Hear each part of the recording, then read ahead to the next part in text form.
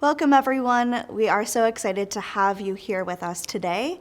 I'm Taylor Horn, our social media manager at Sherwin-Williams, and I'm so excited to be joined by Nick Slavic of Nick Slavic Painting and Restoration Company and Austin Hauser of Base Coat Marketing Company. Thanks for having us. So today we're going to chat likewise. with the Always two of good. you about social media marketing, which channels you leverage, and how to build your audiences there. So I will kick it over to Austin to start this conversation. So Austin, can you please talk a little bit about which social media channels you use for your business and which you recommend painting companies start with and why? So the short answer is all of them. There's something called omnipresence in the world of marketing, and it just basically means you need to be everywhere and have as consistent messaging as possible. So your audience, no matter if they're business owners on the B2B side or homeowners on the B2C side, they're all on all of these platforms at one time or another. So the bottom line is you should invest your time into all of them if possible. I think the real key comes down to investing your time into which platform is going to generate the best revenue for you first. Yeah, and likewise, from the point of a view of a painting contractor who needs to spend some marketing money, or maybe even not, but get a huge ROI, you want to look for concentric circles of the most omnipresent, like Austin said, and also where your core demo is. And then you want to look for the cheapest ROI on that. So again, we can look at all the Snapchats, the TikToks and things like that. And I don't know if one is good or bad, but it certainly self-selects among certain demographics as well. So just selecting which demographic you want to go for. Typically clients will be on Facebook and Instagram. And if I'm recruiting, we'll start looking for some of the Snapchat and TikTok and stuff like that. Which channels did each of you kind of kickstart your business with, and why did you choose that platform to start with?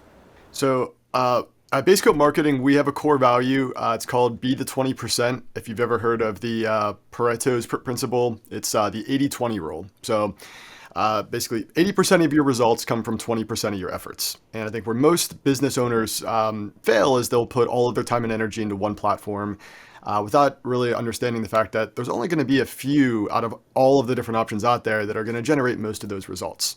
So for us, it was Meta. So if we look at Facebook and Instagram, it's easy because you have one platform that kind of knocks out both of those.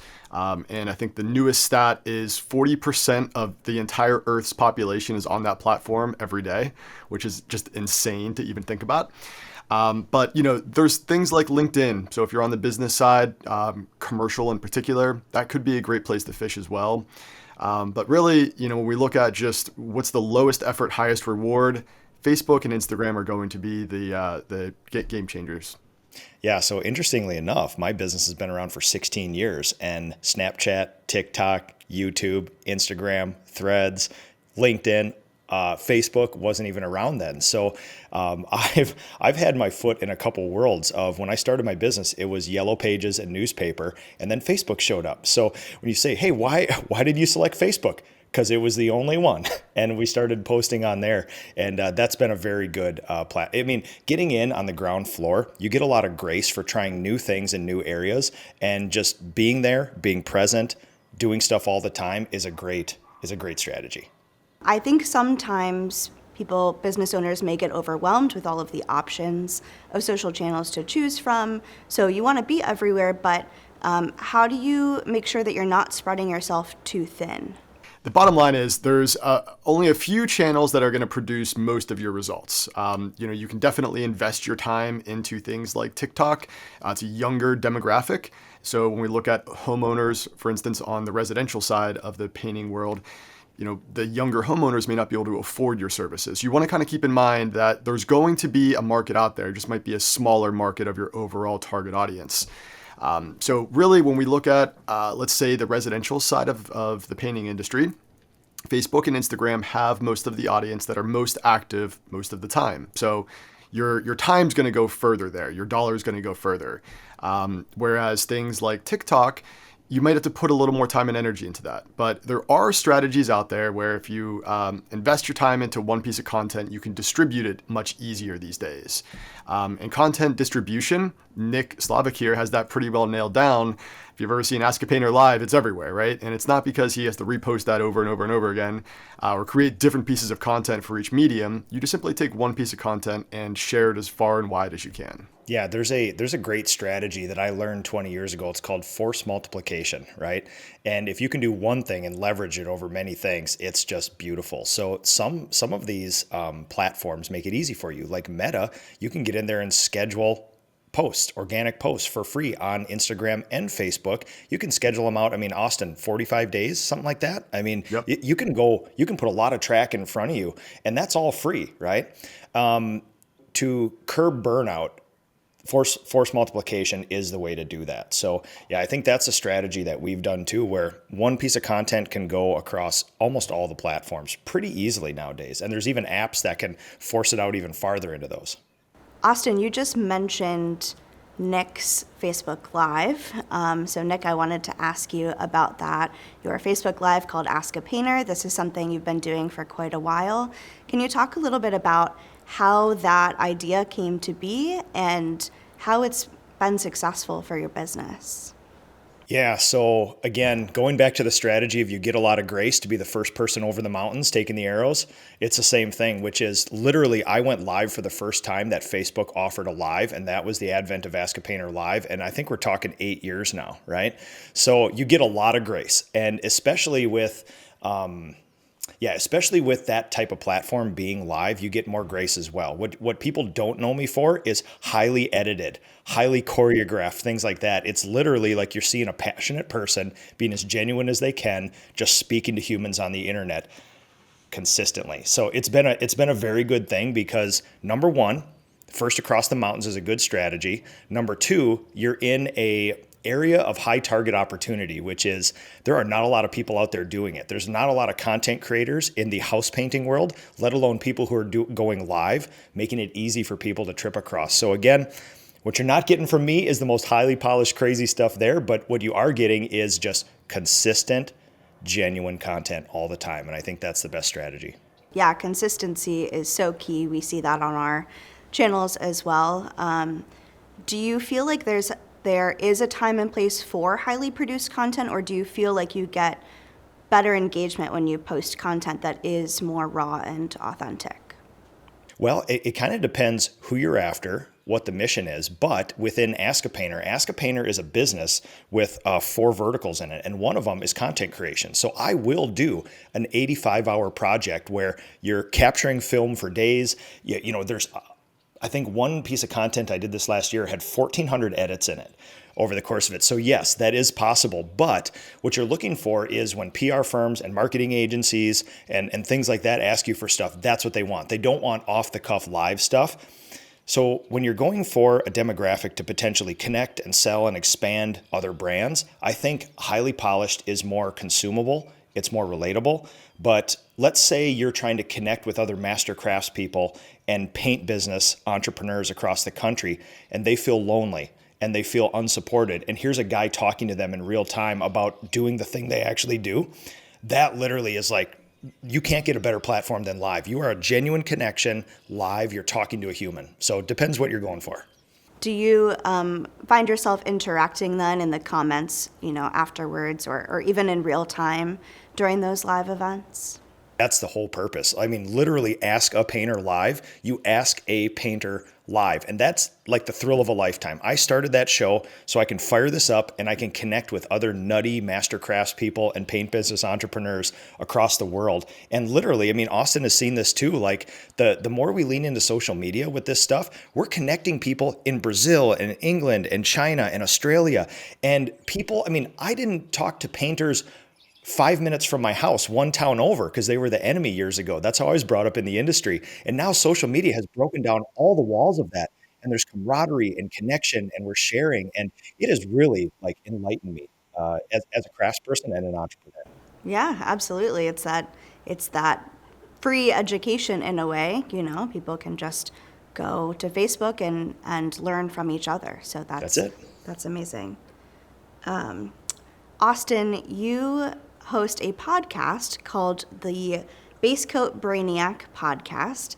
Can you talk a little bit about how that idea came to be, why you chose a podcast format, and how that's expanded to YouTube, and what that has meant for your business. Yeah, so I first want to touch on a few things that Nick mentioned there, and that is the fact that collaboration is what everybody at the top does, all right? Competition's for the bottom. So if you really want to grow your business and become a better human, you have to collaborate with others, even if they are your direct competition. I have my direct competition on Slack because we look at elevating this entire industry together. You aren't going to do that with competition. And authenticity, we are a marketing agency, so we run a data-driven company. And authenticity sells. We've tested this over and over and over again, 100 different ways. We actually created a commercial for our company. The ad campaign that performs better is the one that we shot at the PCA in Orlando in February. And it's just very unedited, right? And it's because people like authenticity. They like to be able to have that connection. And it's difficult to do when you have a lot of edits and cuts and it looks really polished, right? We're so used to seeing that on TV that we just kind of glaze over when that comes through. So authenticity, you have to lead with that. But getting back to your question, our podcast is not something I started by choice. It was something that I was pushed into by everyone I knew at the time, and I'm very grateful for it. But it gave, it's something that fills my cup. It gives me energy at the end of the day. But starting a podcast was something that I did not have on my radar. It's something that if you do it right, it is a commitment. To Nick's point, you need consistency if you want to deliver any sort of long form content to your audience. And I never start something I don't finish. So I did end up taking that step into the podcasting world, budgeted my time for all of that, jumped in with both feet. And, it's something you have to get over yourself, because at the end of the day, I think a lot of people who create content look at themselves and think that this is something that's going to be for them. It's not. It's not for you. It's not about you. Our podcast is simply designed to elevate people to be able to contribute back to others, right? If I'm able to elevate some others to have the motivation and the confidence and the drive to contribute back to their community, there's no greater mission in life. So basecoatmarketing.com/request if you want to jump on, /podcast if you want to listen in. Highly recommend it. But I tell you that backstory because it's an example of what execution looks like. I tell our team all the time that you can know what to do, but not do what you know. And execution is greater than knowledge. So when it comes down to it, if you feel like you have a message to tell others that could benefit them, it's not about you. Remember, this is the long form content play. It's something that on the other side of that equation is sunshine and rainbows, but it doesn't look that way along the path. So what I recommend is just get started.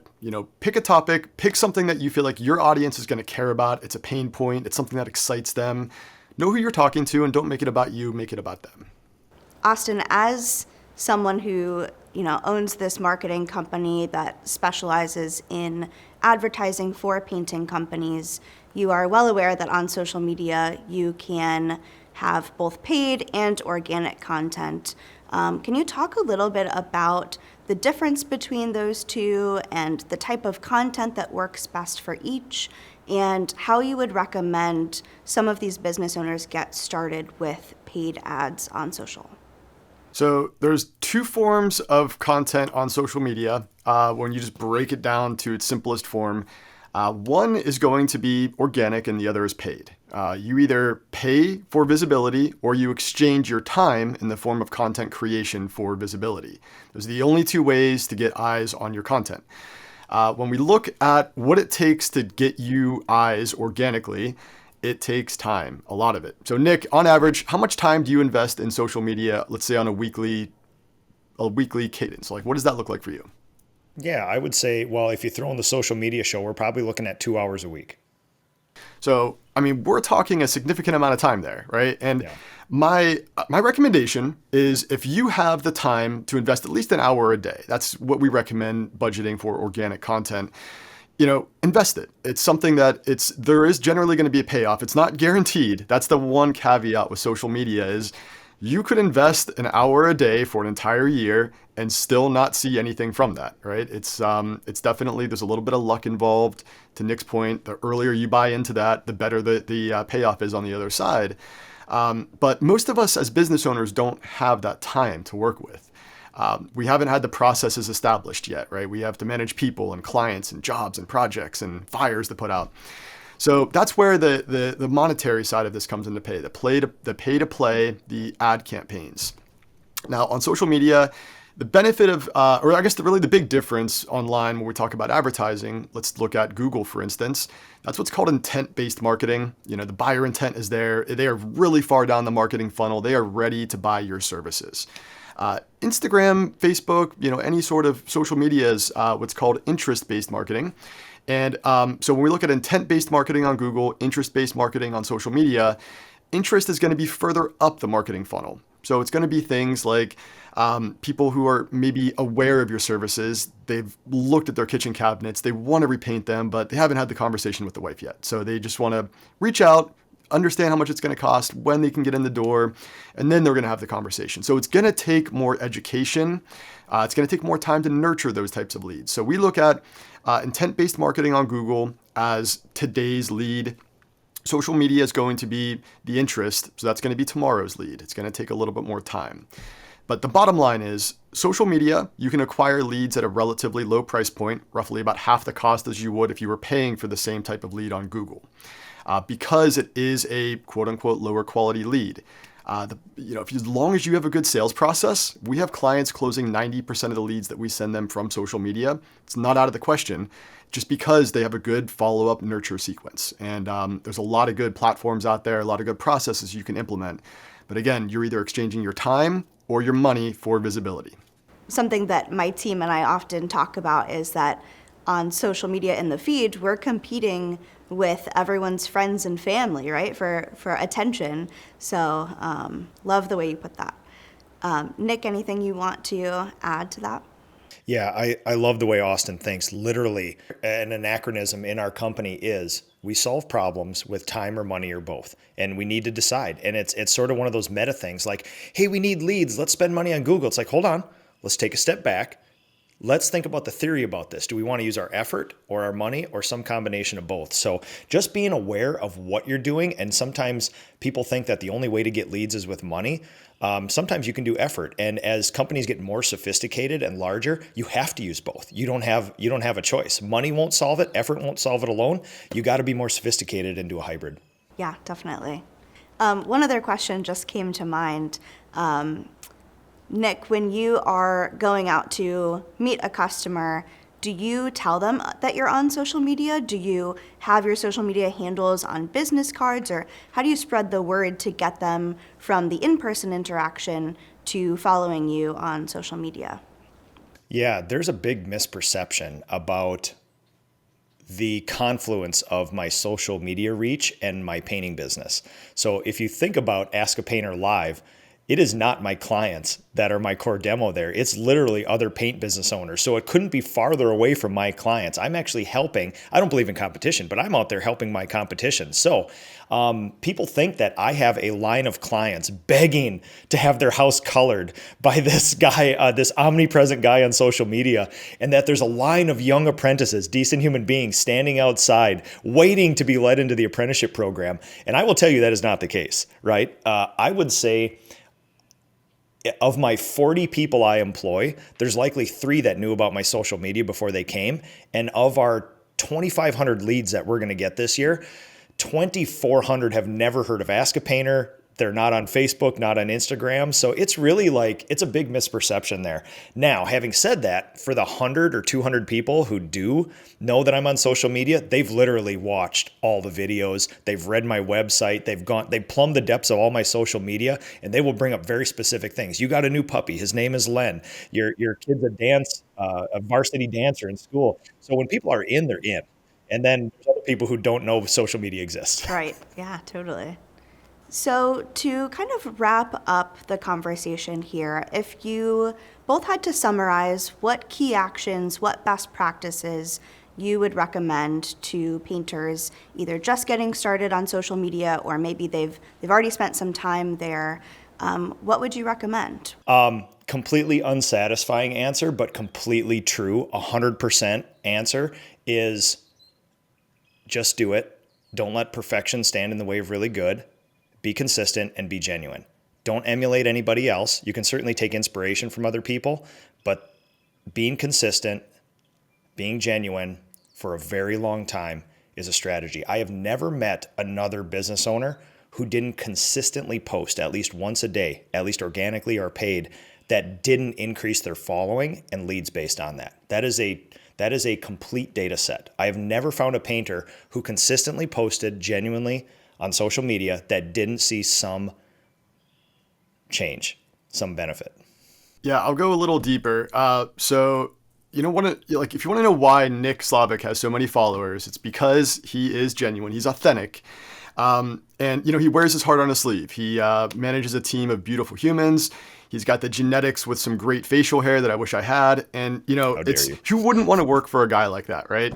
But let's get real. I mean, social media is just a large psychological human experiment. And there's really two paths for visibility on there. We've already talked about the paid and organic. But the algorithm, as we all know, favors conflict and negativity, and there's a lot of that out there, right? And the second path is going to be the path of authenticity.